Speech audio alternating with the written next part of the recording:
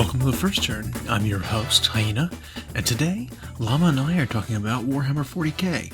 We're talking about Age of Sigmar. We're talking about Old World. We're speculating on the Advent engines and about what upcoming models they could be. We talk about games rules that we like from different systems, and how the GW games seem to test out rules for each other, and more. If you like what you hear, give us a like, a thumbs up, a follow, or subscribe, or share. Leave us a comment, or give us a suggestion on what you'd like to hear us talk about. Alright, let's get to it. Alright, so, news of the day. Since last week, we've gotten more Advent engines. There we go, that's what they're called. They're the GW Advent Calendar countdown thing. Countdown to see models. And we've gotten, obviously, 7 more since last time, because that's how days work. I think we're getting maybe a more complete picture of what's going on, because some things look like they might be going to one another. If I pull up the list here, today we had not a Storm Bolter, we'll call it a Combi Bolter. Because it looks like 2 bolters strapped together. Yeah, right? That's what a Combi Bolter is. Storm Bolter was a more like integrated, not perfectly lined up. Yeah. The Storm Bolter was a more integrated version of that. It's clearly got like an Imperial symbol on it. I think we've got a couple of candidates of who this could be for. Combi Bolter means old style. Straps aren't on everything. Right. This one's kind of ornate looking. Yeah. I think our possible potentials are maybe a named character like Belial, who's got a book coming out, or a supplement coming out, whatever it is, soon, right? Because Dark Angels are going to be getting an update. We've gotten some other characters updated already. We've got Azrael. We got the Lion, obviously. We got the Interrogator Chaplain. We saw his model at the preview event. And then now we've got... And Lazarus exists. He's not old. Yeah. And then what's the other bit of Dark Angels? Well, it's the Deathwing, which is the Terminators. Mm-hmm. So if they got the Grandmaster Deathwing guy, Belial, I could see him getting a new model, and that's part of this. Yeah. To lead the new Deathwing Terminators. So... Yeah. There's Belial. There's the Master of the Ravenwing still, I don't think has a recent thing. Samael on his little jet bike. And then they also have Ezekiel is an old Finecast Libby.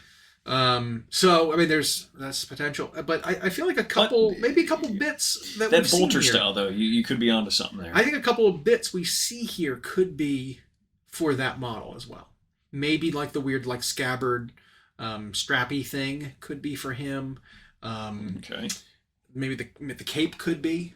Maybe he's got a fur cape now. Who knows?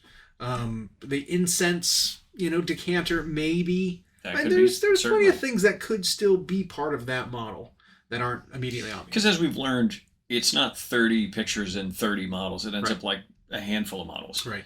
Or the other option is, that Storm Bolter or Combi Bolter still absolutely could be for a Terminator Interrogator or Terminator armored Inquisitor, something like that. So we still could see a Coty as. And I think it's clear that it's been photoshopped like so many others, where there's just details missing right behind it. Yep.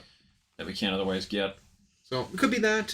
Servo skulls plus incense plus, dead relics being posted on top of sticks and stuff. All that is very archaic and very sort of indicative of the ecclesiarchy of the Imperium, so it could be anything along those lines. We've got some, let's see what else was new. We had this weird beaten metal, something with a wick. Maybe it's a bomb of some kind. The wick is lit. There's a few different armies that could fit for.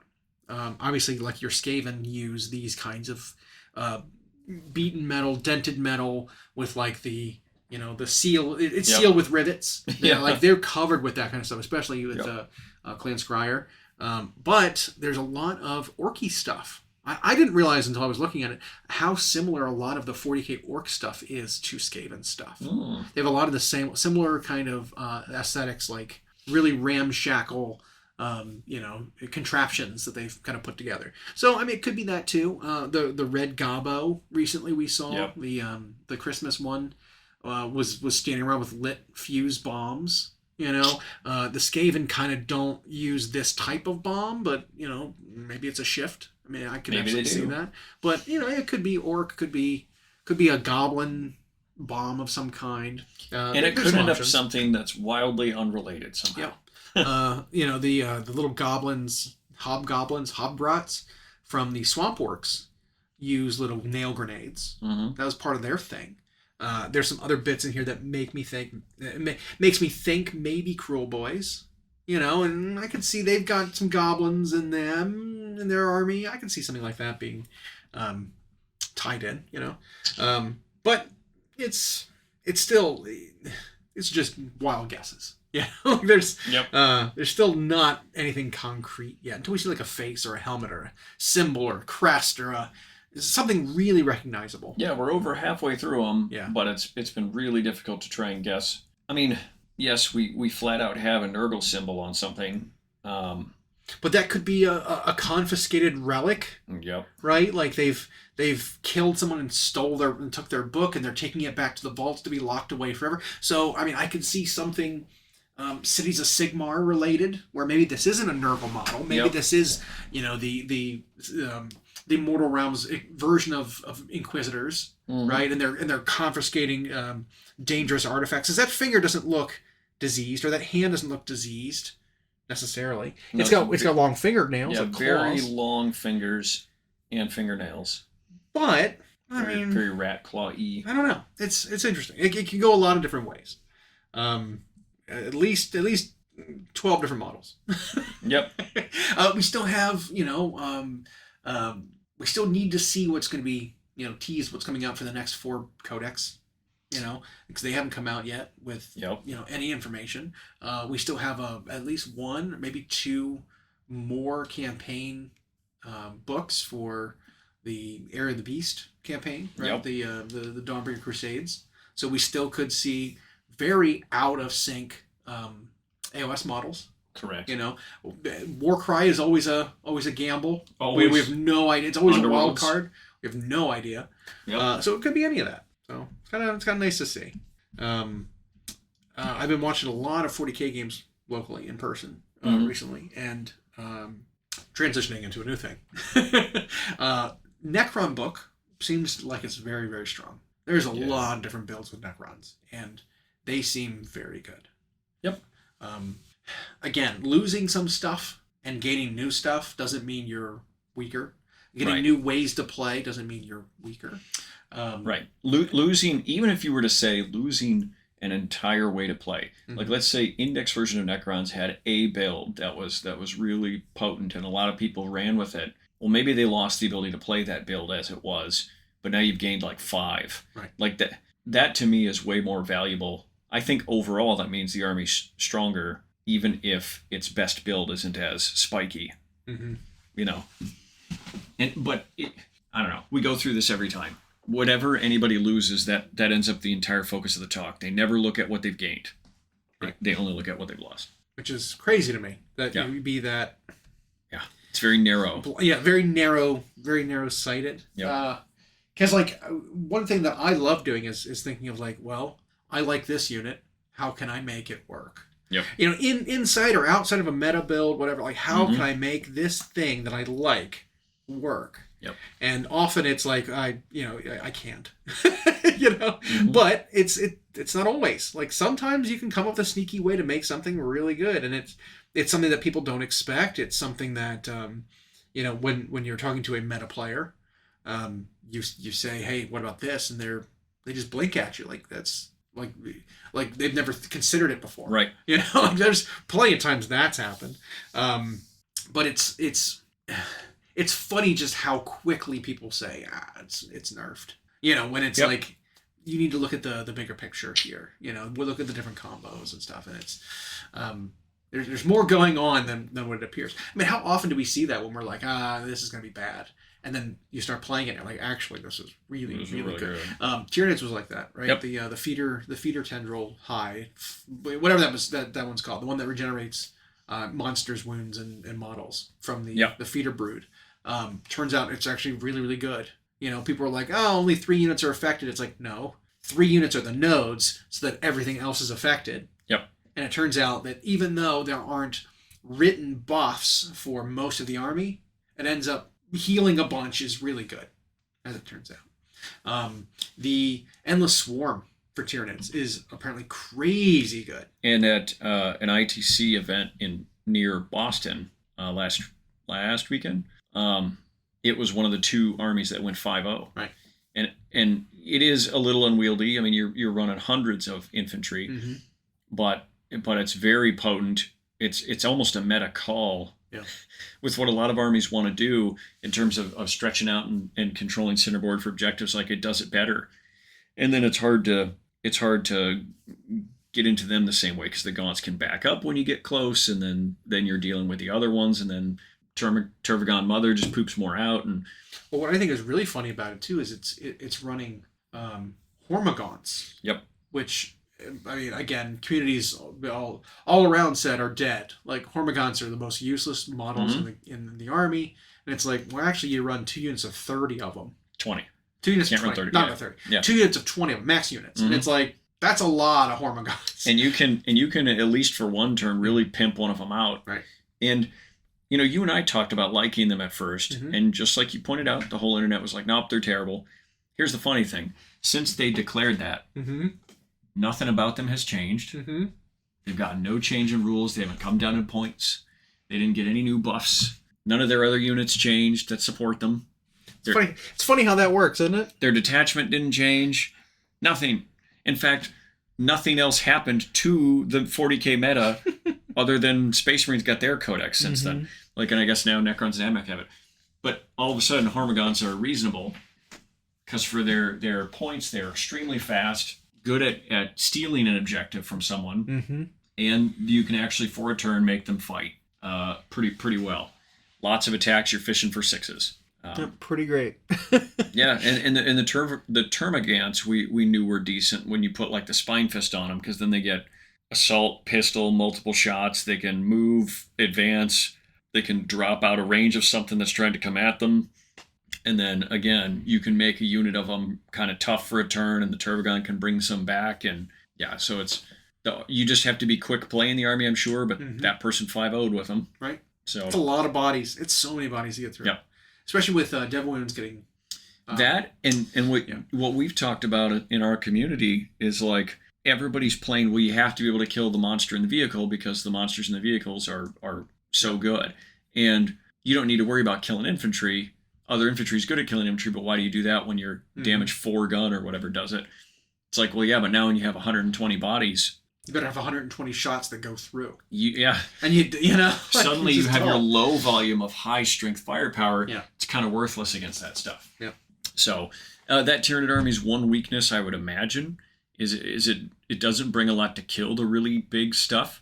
It might just ignore it. It might have the turn where it relies on lethal hits or something, just making them make saves. So, but man, that would feel bad to try to do that into something that has a 2-up save base. You know, it's like how many saves you have to force on a 2-up save to kill a 15 wound thing. Yep. Like, it's like, ugh. And so the army probably does it a couple. Like I said, there's a couple turns where you can spike the rend or the AP on some things, and then you can still do their battle shock shenanigans that used to be irrelevant, but in the Tyranid army is good because it doesn't matter if a unit runs away or can't do. All they have to do is fail one somewhere, and now a bunch of rules happen. You don't care about them not getting stratagems. You don't care about them not having OC. You get buffs versus it if it's if it's afraid. Yeah, that's nice. But yeah, I mean, so the Necron book, Tyranid book is fine. Yep. Space Marines, we've already talked about their problems and how they need I think they just need static fixes because just their equipment is bad. It's because it's like they didn't account for toughness going up across the board when they wrote the Space Marine book. Yeah, we talked about last week how the Space Marines are still forever stuck in the 4s across the board thing. Yeah. And they're so afraid to like make that change different. Yeah. So, I mean, so the Space Marines have their own issues, but I think Tyranids are great. Yep. I think Necrons are absolutely A tier. Yep. They're great. Admech, I'm not sure on yet. I haven't read it. Mostly because I think their army rule is still really weird. It's like there's a duality to their army rule.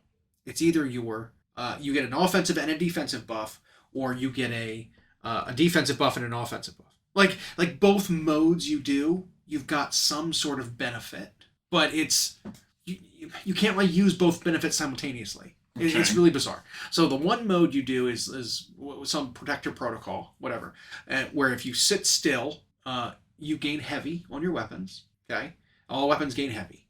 You sit still, +1 to hit, and then you also have +1 armor penetration against enemies in their deployment zone.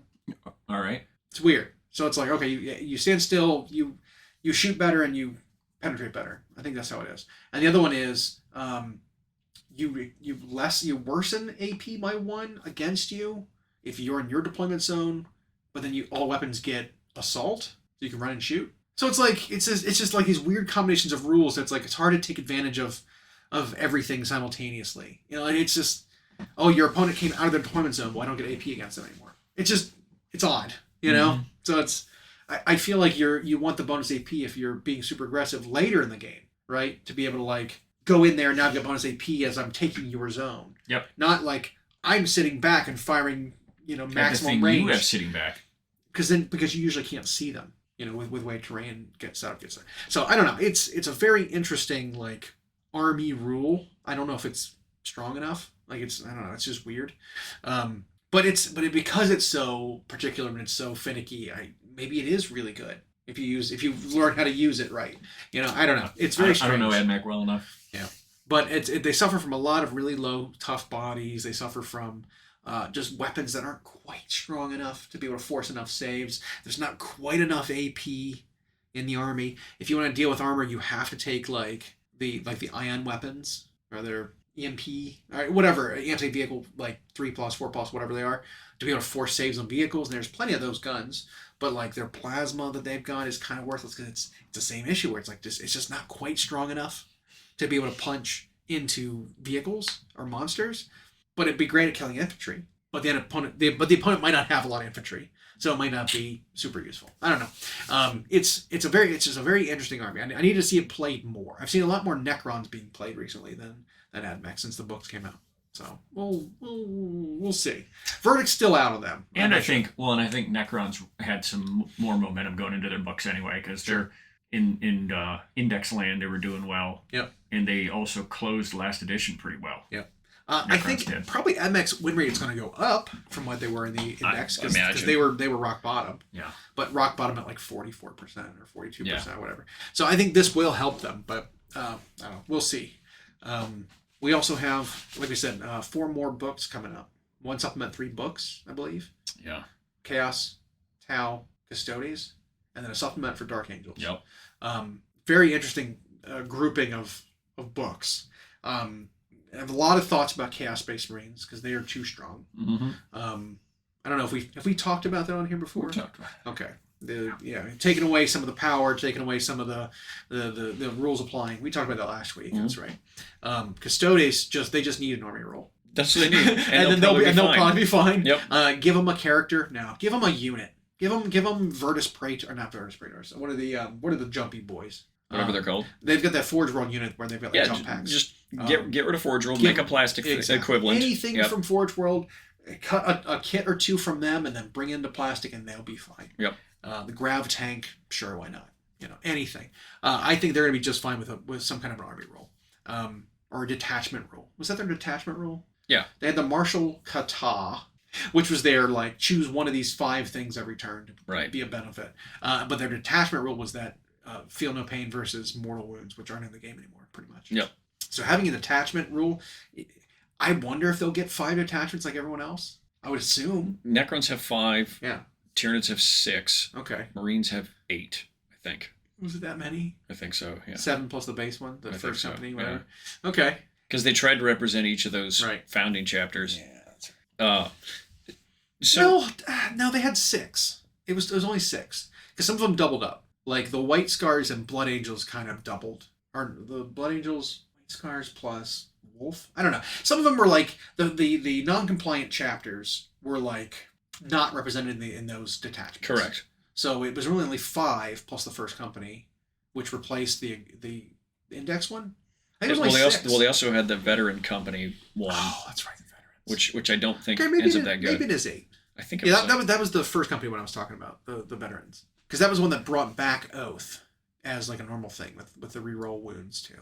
Yeah, because it was that one, the index one, yep, and then Iron Hands, White Scars, Salamanders, Raven Guard, Imperial Fists, 7, Ultramarines. Ultramarine one? No, so there's like 5 7 or to 8. 8. Yeah. 8-ish. But I don't think they should ever go lower than 5. I don't think they should ever go more than. But do we think that Custodians are going to get 5? I mean, it seems like it's such a limited army that it's like 5, like maybe 3 or 4. 5 seems like a lot. How would you stretch their like play styles out to 5 different? Right, unless they got a big model expansion. Right. And even then, yeah, maybe they will only have a few. Either way, they're going to have more ways to play, than thankfully. What they currently have. Yeah. and hopefully they'll actually change that rule instead of just porting the index rule over. Yeah. Because it is useless now, and they have to see that. I'm sure they do. Yeah. So anyway, 40Ks I think is still in a really, really great spot. Still booming. Yep. Still in a great spot. Still best edition of recent memory for sure. Yeah, pretty pleased with it. You know, that's an interesting thing there, and we've talked about this numerous times. How it's like they've got people have long memory that is out of date on certain things, and then very short memory on whatever's going on right now. So they'll remember something that happened in the game. It's not even just Warhammer, that happened in the game 5 years ago or more, and that thing lingers with them today, and they still complain about it as if it exists, even though that version of the game, that rule, that edition, whatever's gone. We've seen that with like AOS, where people complain about the way something was in AOS 1, and it's not even a part of the game now, but they still talk about it as if it is. But then they like forget about everything in between, and then whatever they're griping about in the moment, they think will never get fixed, or they think that because they're upset about it right now, this means right now's version of the game is the worst version ever. I also hear like the reason is like, well, GW never fixes anything. It's like 6 weeks. They change everything. Like that's the longest period anything goes before they get fixed now. Like, what do you mean they never change anything? Yep. You're right. They used to back before you had like you went 10 years with one book. Yep. Because you changed editions 3 times and still use the same book. Yeah, you're right. That did used to happen. And chapter approves didn't happen. But it hasn't happened like that since 7th edition, 6th edition, like late 6th. It was like 7th was the last time it was like that. Yeah, because 7th, like everyone got a book in 7th. And everyone got formations. Everyone's got like yeah. So ever since then, which again that's 3 editions ago. You know, like that was a long time ago. Got 3 years per edition or whatever. You know, like it's been a while. A long time ago. Like things have changed pretty quickly. Yeah. You know, things get fixed, things get errata, things get updated, points changes. You know, it's not a valid complaint anymore. You know, and that's exactly right. It's not. So. And again, they think that whatever does bother them right now, because they are bothered in the moment, that must mean this is the worst version of the game ever, because they're not thinking about it. And we could have a 2-hour-long episode reciting what was bad about previous editions. Oh yeah, that dwarf just telling anything. Just some of the stories of the things we'd encountered with old editions. Where it was just, it's not even like there's an imbalance, like Chosen versus a Space Marine, that the points cost to what they do is laughable. Well, that's a balance issue. It's not that the rules don't function, but you had whole editions where rules didn't function, or a book was so out of date that it functioned funnily in the new thing. You had to imagine how it works in a new edition, because the stats don't line up with current edition's stats. Like the rules that they're citing don't exist anymore, so you have to like just guess how you're supposed to play it. You know, Sisters were like that, and luckily for them, they were, the stats were still similar enough that you could just like play them. But they didn't have an army book. Nope. You just like, I'm gonna play Sisters of Battle. It's like, okay, less tough Marines. Neat. You know, like that was it. We're playing a 7th edition tournament, and this Forge World publication from 3rd edition is still legal. Yeah. Oh, okay. Well, I'll play it. Its rules don't interact with how the game works now, but you still get to play it as written. Yep. Yeah. Pretty funny. And so you'd end up with just really weird, not functioning interactions. That is not the state we're in. What? You can deploy your Typhon super heavy siege engine on top of a landing pad? sky or what's it called? A Sky Spear landing platform Yeah. with the doors up, so it has a 4-up invuln. That's neat. Yep. If it sits still, it's a 36-inch range with its 10-inch blast, ignores cover strength, 10 instant death gun. Neat. I'm playing with nothing I have in my army is higher than tough 5. Yep. And I have an Aegis defense line which gives me cover that you ignore. Yep. Cool. Everything under the pie gets hit. Okay, my army is dead in one shot. Yeah. That kind of thing. It was absurdity. Wait, this counts as this Necron pylon array counts as a unit, so I can teleport it. You can teleport 3 buildings. 3 buildings.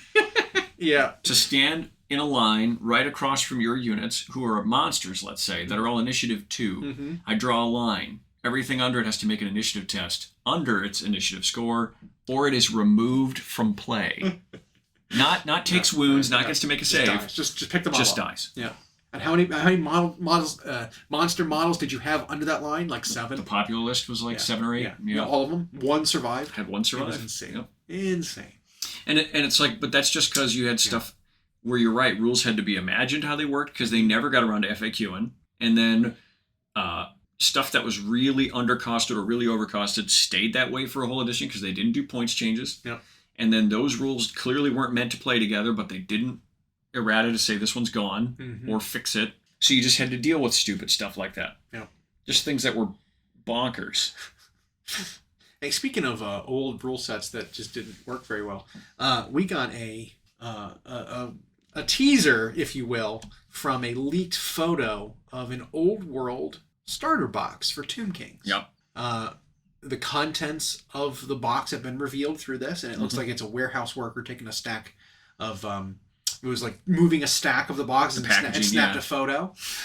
So they're all like laid out on assembled boxes, but the print shows in very blurry, but I can still kind of make it out, the contents. So not just the photos, but it's a list as well. It does say there are 93 models in the box, which is hefty. Yeah. That's a lot of models. I mean, nowadays a starter box comes with, look at the AOS ones. Fuck. Let's say what came out recently. The Flesh Eater Court box is coming out this weekend.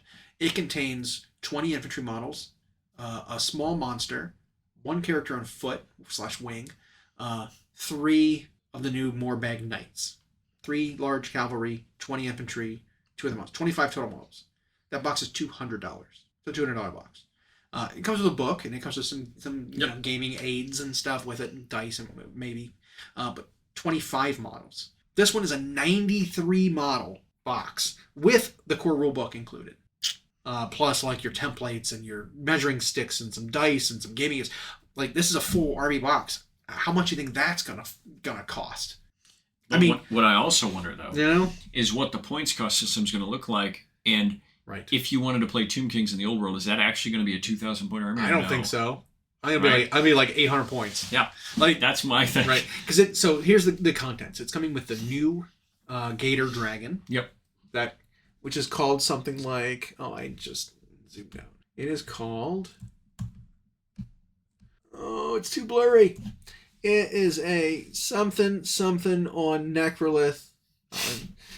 On Necrolith. Something dragon. Contains that. There is a Tomb King on foot, which I didn't know if they were making a new plastic one, but he's got like a shield and like a flail. That's the one you were talking about. It does contain him. It contains some number of skeleton warriors. You probably add it up. And probably. They look pretty old. I mean, they are the old ones. Mm-hmm. Yeah, it's probably 2 units of 20. It's probably 40 of them. It comes with skeleton archers. I think 20. It comes with skeleton horsemen, which I think is 10 of those, it looks like. Maybe 20. I think there's 2 units of 10. And then chariots, skeletal chariots, which it looks like there are 3. I bet that's 1,000 points. Yeah. I mean, the dragon's going to be the dragon could be in something like 400 points. But even so, you're right. That box, because just on the model count, Yeah. is going to end up expensive. Or maybe it won't. Maybe it has like an intro box of like this is the game relaunching. And some of the models are old. They're all very old. So yeah, this is the intro box of the models of the game launching. Here's this army box for $240. You know something. What, you know what I think is neat and appropriate is Age of Sigmar's packaging moved from the white to the red. Yep. That dark red. And that used to be Warhammer Fantasy's color. It now belongs to Age of Sigmar, the red and gold. Yeah. And we've seen now that the old world is moving to this blue, the sky blue packaging. It looks great. Yeah. That's sky blue. It's cyan, royal blue. I don't know. It's pretty dark. Looking at it, it's pretty dark blue. Either way, it's blue. Yeah. And now that could just be for Tomb Kings, but I think it seems more like it's just an old world. Could be old world packaging. So they're doing full art on the cover, it looks like, and then the sides and whatnot are all that blue. It is darker. I don't know what I was looking at, but either way, you were saying there's something about the old world that grinds your gears, that irks, like a nose hair that's grown too long, just something that's just bugging you, but it can't get rid of it until you go do something about it in another room. But you don't want to go to that other. You don't want to go deal with it. You want to still be doing your thing. Mm-hmm. I mean, we did see plenty of rules for the old world that I thought looked good, but that's what drives me nuts a little bit, right? Thinking about that, it's like you waste a lot of this effort. Now, I'm not saying it's wasted effort, right? You spent a lot of effort coming up with neat and interactive rules for old world, but you really should have probably put them into a game that's already a main staple. One of my biggest gripes with AOS is the magic phase. I hate the command phase. I hate that as a phase where it's like, before you do anything, throw out all your buffs, give out all your commands, do all your magic, because that feels so fantasy to me, right? Where it's like, here's this whole phase where you're like throwing out all your spells and launching magic and stuff, and now march and do all your stuff afterwards. AOS is still stuck with that, right? Where it's like, oh, you want to sling spells? Well, stand still before you do anything else. Is there anything in range? No? Then you're not going to shoot any spells. Nope. It's like that's... fantasy was so slow of a game because you had to wheel and march and charge and do all this weird reforming and that it was fine if you stood still and casted before you moved because it was crazy long ranges and there was magic battle going on with dispels and stuff and it was fine. AOS needs to have rules for magic similar to what Old World is going to have. Okay. And that is the phase that's relevant. You cast your spell when you need to, right? So there's no more phase where you just cast spells. If it's a shooting attack, like a fireball, you use that in the shooting phase, right? If it's a movement ability, you cast that spell in your movement phase. Like 40k functions a little more like that right now, but right? But spells in 40k are not spells. They're just they're just abilities. They are, but it's similar. But you're using them at the relevant time now. Correct. Yeah. Yeah, and so I like this as a concept of using them when it's relevant. If it's like a melee cast range ability, you use it in the fight phase. You're like, I'm going to cast this spell. Yep. I deal d6 plus 1 hits to you in melee because I cast my flaming sword spell and it hit your guys. I love the idea of that. AOS needs that.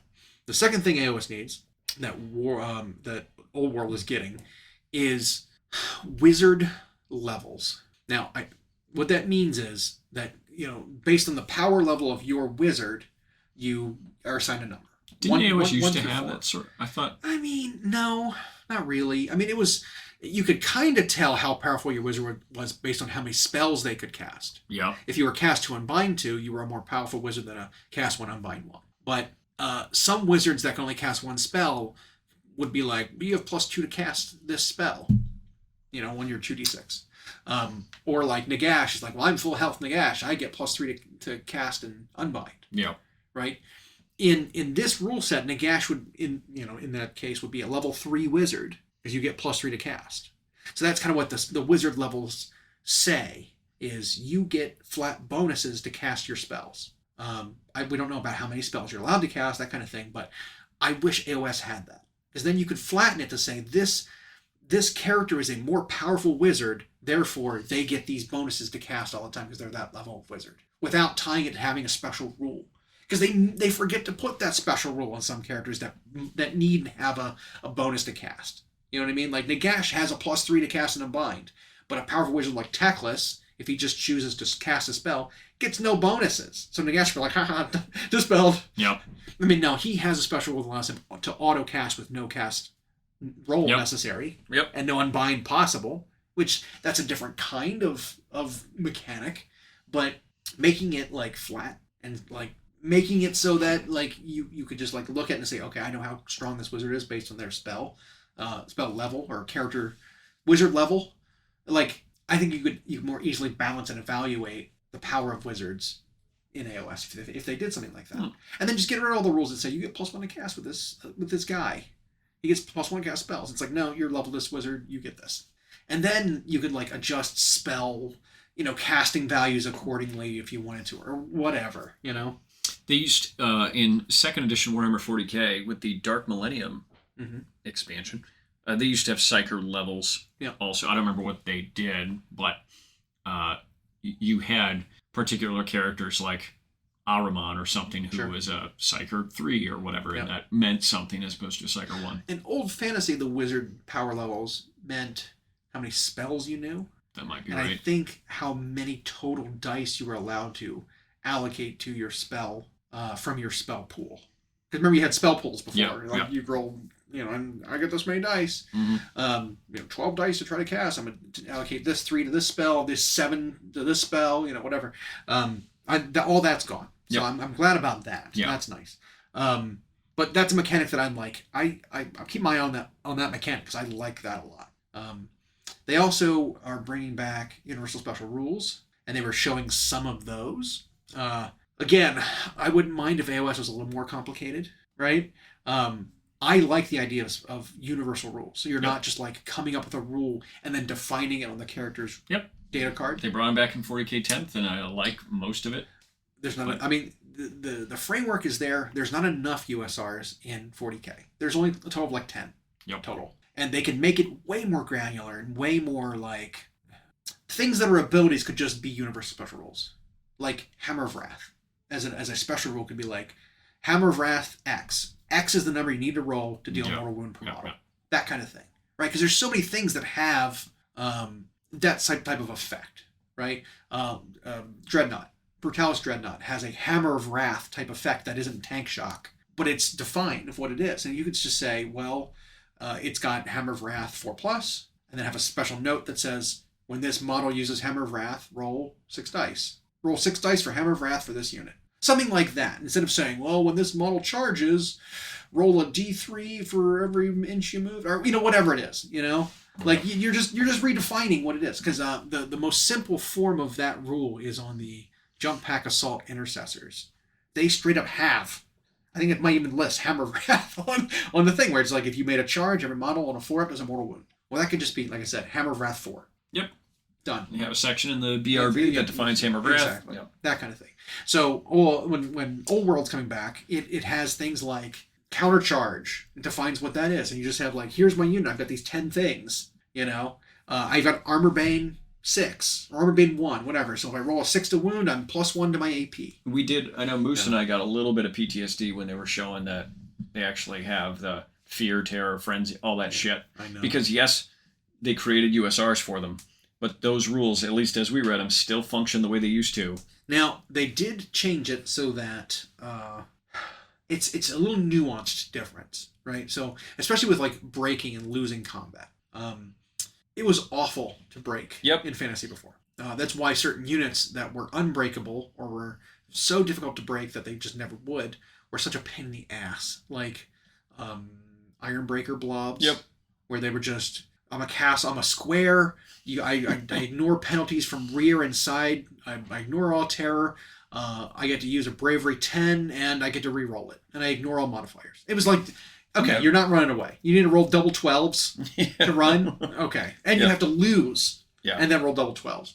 Whatever it was. Now it's failing your bravery test due to combat resolution doesn't mean you get run down and die anymore. So things with good bravery, even if you fail and run away, you might just lose some ground and then still be locked in combat. You won't necessarily get run down and die, but you can, right? So the nuance is natural bravery versus modified bravery determines what your unit does when you fail. So if you fail a modified bravery, you just fall back, and your opponent has the opportunity to chase you and pursue you and keep you in combat, but you lose some ground, right? As they and then they count as charging because they close ranks.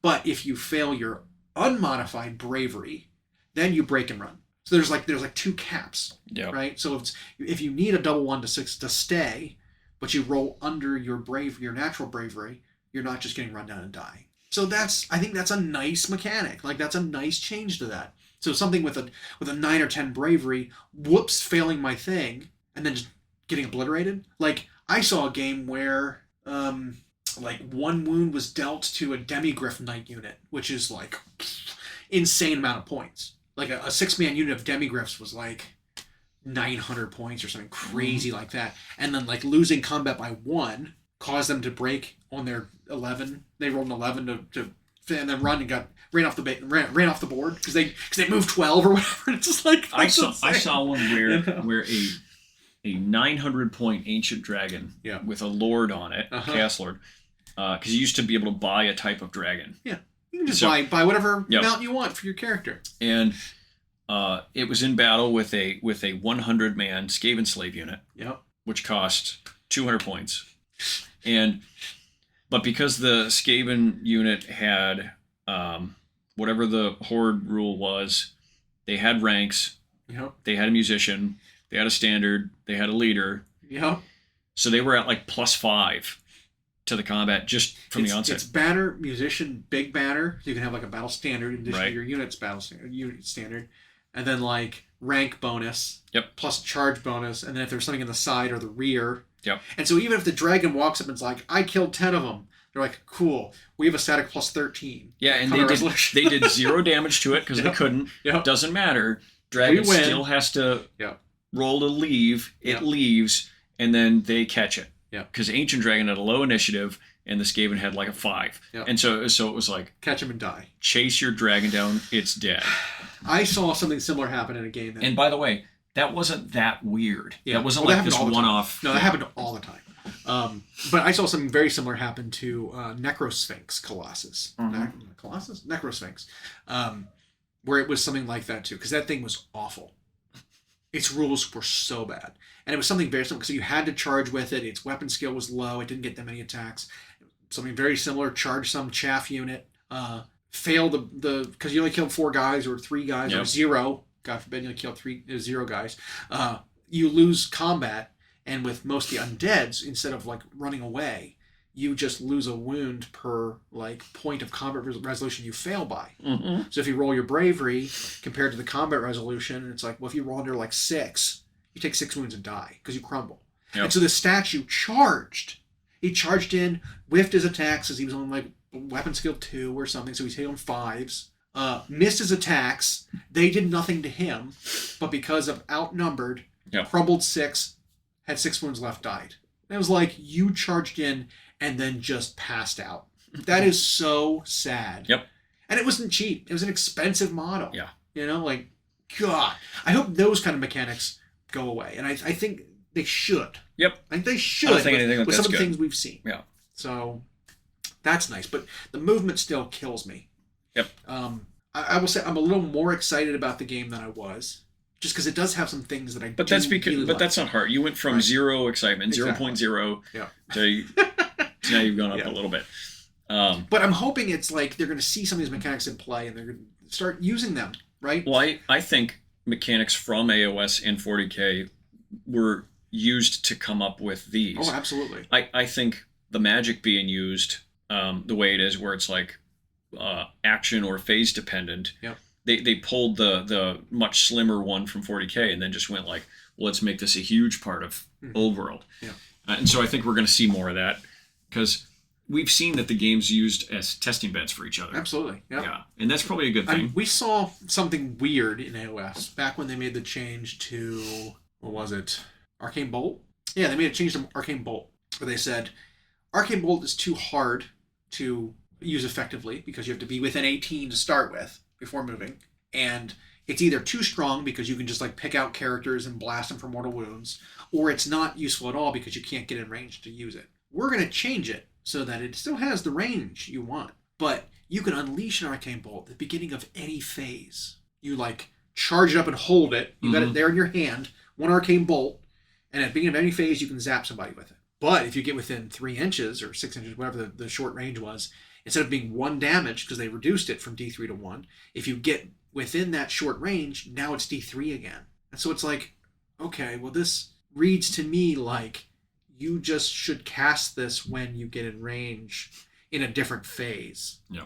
Instead of like casting it, holding it, moving, and then blasting. It's like, why not just make it so that I get in range, I'm going to use my arcane bolt here in combat and just shoot you. Right. You know what I mean? Instead of like the plasma pistol from Halo, you're walking around with it just fully charged, shaking, waiting to blast. And so it's like, well, this seems like what you're trying to do is make it so that you just use it when you need it. This is just a roundabout way of doing it. Right? Or some characters that stand still get bonus range to cast. It's like, well, that's because they're not in range to do anything. Because your spell is too short, you should just be casting this later, after you've moved. Like, I wonder if there's going to be some sort of changes like this that we're going to see when AOS 4, right? Which it shouldn't be that far away. I mean, probably next summer at the earliest, but I mean, it could be next summer we get a new edition. And maybe there will be some changes that drastically shake up the game, right? Yeah, and what a big year that would make for it. If you kick off the first quarter and you have, or it might be spring, I guess you have 4 codexes or whatever for 40k, and then old world stuff starts dropping. Yep. And they might just start off with 2 army boxes and a rulebook. That might be how they start for a while. And then they'll probably come with an index for old armies to be able to play. Right. But these 2 army books, or just armies, not a book. Right. Maybe. Who knows if they're going to have be unit cards or something. Books. I don't know. Yeah, are they going to have books? I don't know. But 2 new army boxes with a rule book, and then here's the index of the rules for all the old other armies that you can play and can integrate in. It might end up like one of the really old versions of Fantasy where all the unit rules were just in the rule book to start, and then maybe indexes for the armies. Yeah. And then if that's the case, and then you get to like summer, and all of a sudden an AOS 4 drops, like that's a big year. Yeah. And like I said, my wish list for it is some USRs. Start redefining this stuff in just basic terms. Well, it makes I think it makes every game cleaner. Yeah. To have that stuff. You also then limit the number of special rules in the game. Yeah. When you. I mean, hell, even games like Infinity had USRs, and while that game had way too many, but it still kind of helps you understand what a unit can do based on the combination of. Again, USRs are universal special rules that are predefined, and so you can have varying levels of these, power levels of these USRs. But the key is that the wording on the rules do not change from unit to unit. Right. So many times we see in a game similar effects on multiple different units, but their wording is just slightly different, and it's just like that. Omitting one word makes this way better than this other one. Look at like regeneration on some units. Some units will say, in the hero phase, you regenerate D3 wounds. Okay? So every hero phase, you heal D3. This unit over here will say, in your hero phase, you heal D3 wounds. It's like, hang on, that's half as much healing because I have half as many hero phases as hero phases. Right? And so it's like, if this was just a universal rule that things could have, regeneration, then you know that every single thing has the exact same kind of it. No other thing has a special, version of it unless specifically noted, And then you don't have to worry about like, gotcha, mine has a better The USR could say regeneration X, sure, and then define it. Yeah. And then the X just is what different dice or number of wounds a unit can heal. Absolutely. Yep. That's the power level I'm talking about. It's like, here's the USR parentheses. Yep. If it's this like we see in 40k, right? Right now we have weapons that have Melta or rapid fire, and they've got a number with them. A Melta the number is how much extra damage you deal within half range. The rapid fire is how many extra shots you get when you're within half range. And it's scalable because it could be any number in there. The battle cannon, the rapid fire battle cannon on the knight is D6 plus 3 shots, rapid fire D6 plus 3. Like, it's absurd. Yeah. If you're within half range, you get an extra D6 plus 3 shots. Yeah. Scalable, right? Yep. Love it. I love that. I mean, AOS could use it. Yeah, because then you rely on the scalability, Yeah. like the cost and power level presented of the model, but the rules still define the same. Right. So you're not questioning it. But you're right when something says the or your. Yep. There's plenty of that. There's so much of that that goes around. Mm-hmm. Some regenerations, as keeping on with that example, aren't guaranteed. Yeah. I mean, they got rid of that, thankfully, with like Trolls. Trolls regeneration kicked on a 4+. It's like, okay, half the time I regenerate a random amount that might not even be enough to fully heal my guy. Yeah. And it's like, let's just get rid of that. Just reliability, consistency, like that's where it needs to kind of go, right? And it could. They've Maybe started it doing will. it with some things. I mean, ward save is now just a thing, right? That's the first USR in AOS was ward. Yep. Right? Because they got rid of this thing that said, oh, well, you have whenever you allocate a wound or mortal wound to a unit on roll a dice on a 5+, it's negated. It's like, okay, well, that's very wordy. Mm-hmm. Why don't you just call that something? Ward 4+, done. Now we know what it is. Yep. Perfect. This one's got a ward 5+. Ward parentheses. You got a ward 6+. This unit right here has no armor, has a ward 4+. Perfect. I understand everything now. Yep. So yeah, more of that, and then and I think 40K was a step in the right direction, but like we discussed early on, they made it so like one of them, at least on the offensive side, was better than all the others at first, and they didn't do enough to broaden it. Right. I mean, and we might see that happen, but it certainly seems like, at least in Warhammer Fantasy of old, used to have USRs, but they're taking that idea. Yeah. And I think we saw the way AOS handled their mission packs and their objectives got ported a little bit into 40K 10th. Yeah. The list building mechanism, even where it was less taxing. So we'll see if Old World proves to have some really cool rules designs. We might see, but they still want the rule to be flavored for its game and not just have all the games be the same. Yeah. So, like, I don't want to see like Blessing of the Lady in AOS. Yeah. That's a Bretonnian thing, yep. right? But some of the things like cookies on numbers yep. being just defined as something, yep. right? Devastating hits is just like a thing where it's like, oh, you deal mortal wounds when you hit 1 on 6. Stuff like that. Mm-hmm. It could just be defined that way. And what's funny is like, cards for your units, or even referencing in the app, when there's less on it, it's just so much easier to deal with, to reference. Right. Like MCP, for example, went the other way. Their cards got bigger and they put paragraphs in the damn things because everybody's rules are unique. Yeah. And it's like, go the other way, define more things in the core rules as USRs, and then you don't have to put as much text on every unit card. Yeah, would be nice. And then obviously my last thing is toughness and strength. Anyway, I always have to bring that up because it does let you define roles of weapons. Because bowmen, peasants, being able to like just shoot down a dragon, because no matter what my target is, I wound on 4s. It's just, it feels awful. You know what I mean? Like, just having no difference between shooting a goblin and shooting a full plate dragon for wounding it just doesn't feel right to me. You know what's funny is I think it was like 2 years ago we talked about something like that. Yeah. Or maybe we weren't around a year and a half ago. But we talked about if they decided they didn't want toughness because they didn't want to change the way their loadout is. Although we've seen when 40K went from 9th to 10th, they're willing to change what it looks like. Big time, yeah. What the stat load looks like. But if they never put toughness on there, again, this would be a USR where by unit type you define how it affects how certain weapons target them or hurt them. Because it could be like if monster or behemoth or whatever takes a wound from whatever, or if this unit type, this infantry, fires a missile whatever at a monster, then it's at -1 to wounder. Right. Like you could still show toughness that way instead of just, well, we better put more wounds on the monsters. Thick hide, -1 to wound. Yep. Monsters have thick hide, -1 to wound rolls if attacking a monster with a missile weapon. Something just like that. Done.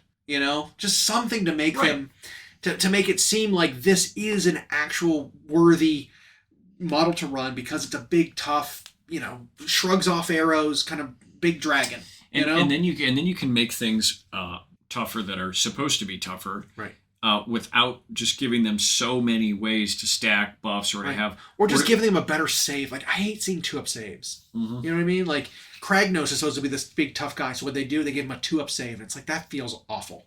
It's just so bad. That's so bad for the game that doesn't have that much rend. Yeah. That it's like, oh, I can give you Arcane Shield.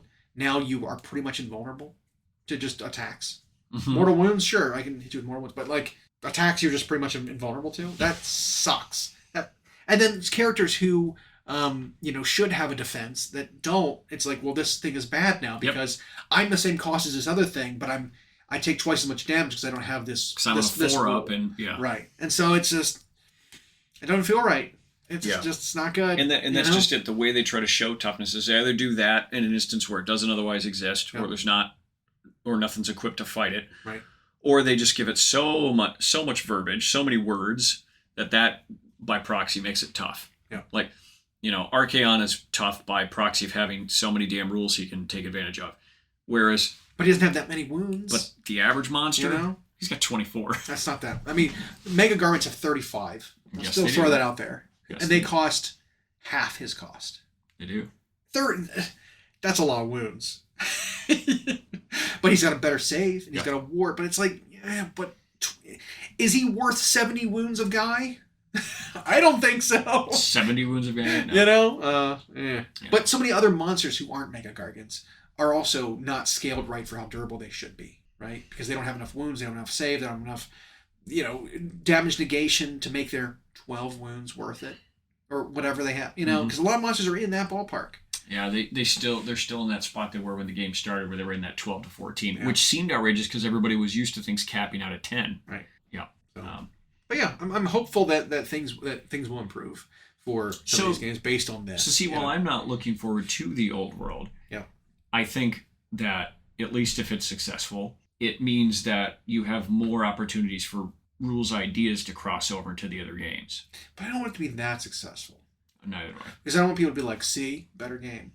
Or whatever, Yeah. So, because the funny bit is that it's kind of like being an atheist. Just put this out there, right? Because it's like, this is a weird analogy. I'm not going to make it. Never mind. It's like atheism, though. Mm-hmm. Where it's like, I don't hate that people enjoy fantasy, but fantasy players hate that I enjoy AOS. Yeah. You know what I mean? It's kind of like that, where I'm like, I like this thing. You can go like your thing if you want to. That's fine. But there's like bitterness when someone who likes fantasy is mad that it went away and is glad it's coming back, towards me liking the new thing. You know what I mean? Yep. So. Well, and some took that platform about AOS in general, not even just the players. Yeah. They took it just about like, well, I'm going to be bitter about it because, by the way, I wasn't playing fantasy for the last 8 years it existed, but I'm going to complain. But then I learned it existed after it was gone, and I'm mad that it's gone now. Yeah. And so now they think, they realized, GW realized they made a mistake. It's like, well, from a business standpoint, they didn't. If enough people say, hey, we want to play this thing, it's like, well, we can give you something. Correct. And are you gonna buy it? We'll give you something if you're gonna spend money. I think if we look at their financial track record, their communication track record, their general policies track record, since fantasy died, GW's better off than they've ever been. Yeah, they've also just they're performing and doing things community wise better than they used to. And now that they've reached that new height, they can bring it back and do it differently. And you know what? Maybe fantasy wouldn't have died the way it did if they had made this approach.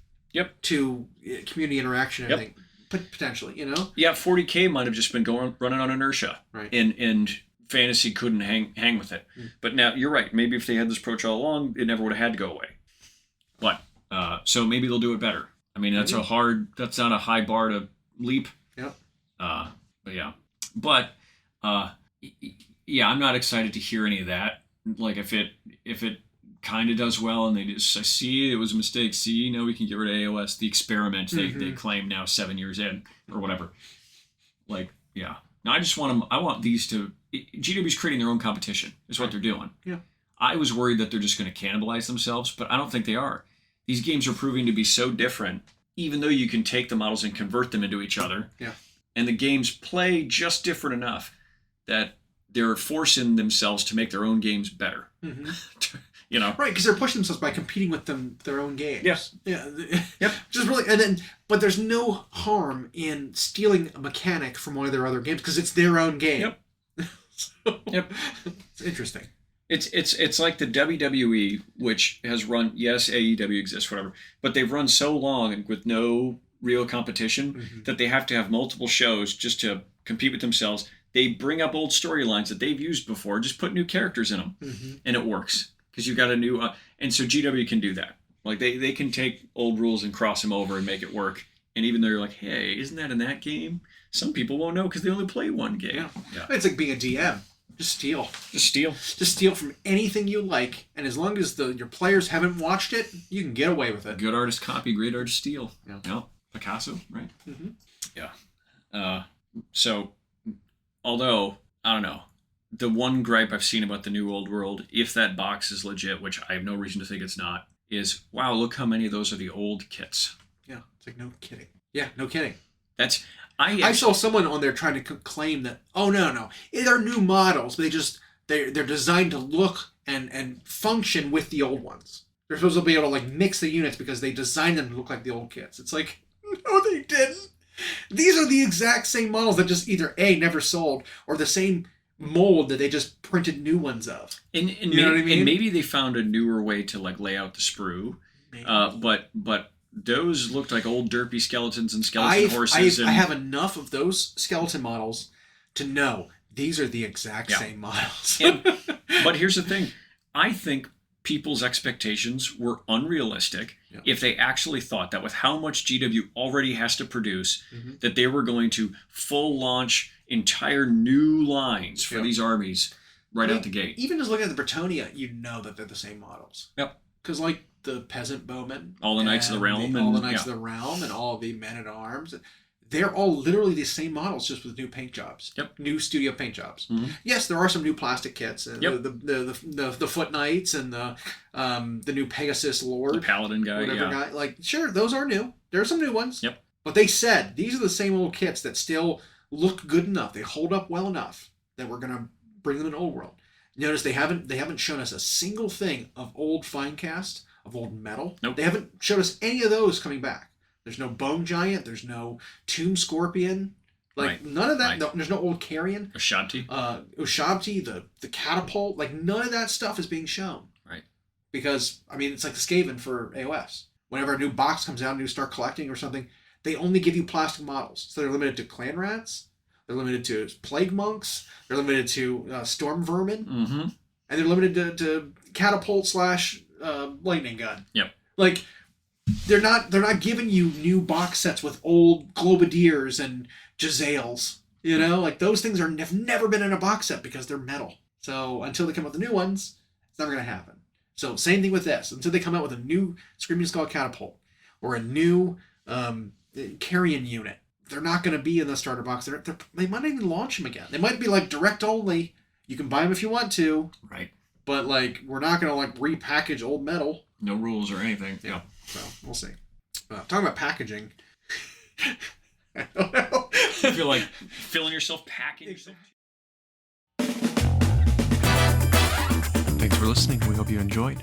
Check out our new episodes every Friday on Google Podcasts, Spotify, and Audible, or on Podbean. You can also follow myself and Llama on Instagram for more. We are at Hyena Paints Minis and at Llama Paints Minis. Music provided by Kevin MacLeod at incompetech.com. And as always, we hope